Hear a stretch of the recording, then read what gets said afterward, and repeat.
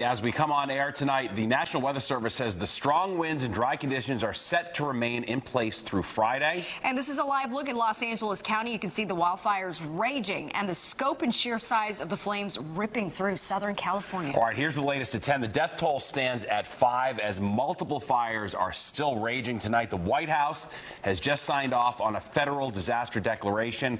At least 100,000 people are under evacuation orders.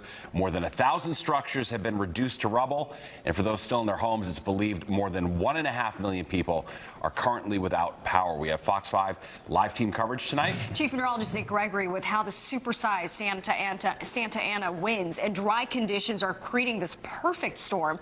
But let's start with the latest on where things stand tonight with Sharon Crowley. Sharon? Yeah, Natasha and Steve, Southern California facing another long night of fighting multiple wildfires. Santa Ana winds still spreading the flames, but luckily they've died down enough for now that firefighters can start to get help from airplanes. President Biden now sending federal resources to California. 5 people have died amid massive property damage.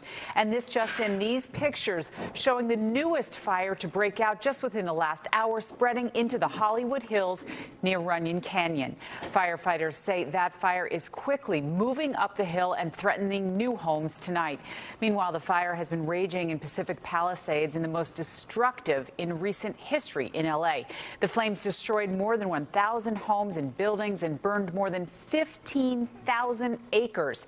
It's a 0% contained fire. Relentless and damaging winds, as we've been telling you, energizing these fire and expected to continue overnight. Firefighters say the Palisades fire between Malibu and Santa Monica is also threatening more than 10,000 homes.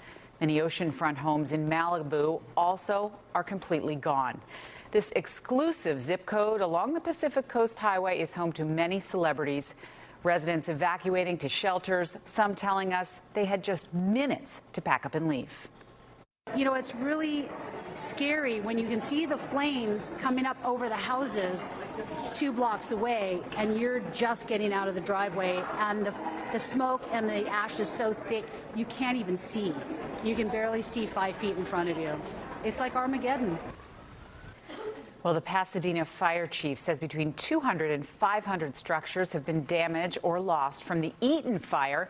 That started Tuesday night when hurricane-force winds whipped up flames. He says the water system was stretched and further hampered by power outages there. Firefighters were unable to stop the fire as embers ignited block after block, flying through the air, as you can see there. The mayor of Los Angeles just holding a briefing in the last hour. She's urging people to evacuate if they are asked to do so, and says finally they have air power helping to fight these fast-moving fires. Hurricane-force winds are usually accompanied by rainstorms, but these are hurricane-force winds that are combined with extremely dry drought conditions. To provide context, at 10:20 a.m. yesterday, the Palisades fire was at 10 acres. 12 minutes later, it was at 200 acres. To those who fled their homes, especially those who have lost your homes, our hearts are breaking for you, and we stand with you.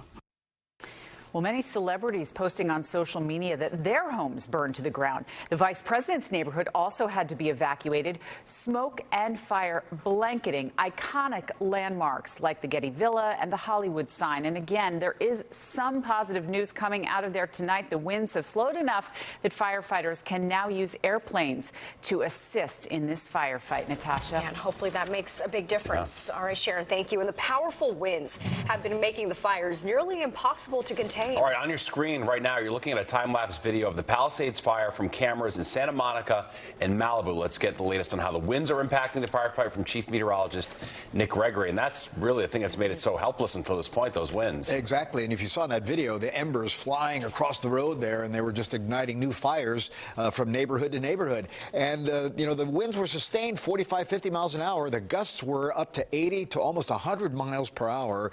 And the scenario was a pretty common one for the Santa Santa Ana winds. Usually it's a big high pressure that builds down from the north, but in combination, this time a little low pressure area is sitting here in northern Mexico, so the air gets kind of funneled in between and accelerates.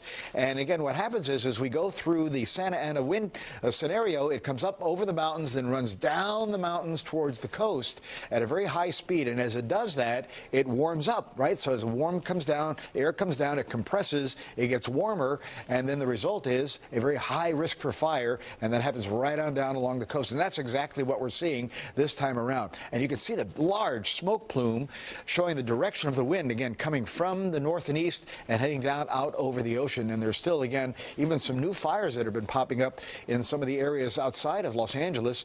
The biggest fire, again, has been the Palisades fire. And you can see, as you look at the color code here, it's still burning very, very hot here as you get down towards the coast there from Malibu on eastward. And then the other fire, again, that we talked about, the Eaton fire, that's also still burning quite hot. You see the color code there by Altadena. And again, the winds have died down a little bit. They're now about 20 to 30 miles an hour sustained. But this is not going to change much, though, in the next 24 to 36 hours at least. The strong winds are likely to return, so they still have their work cut out for them. Natasha? Right, Nick, thank you.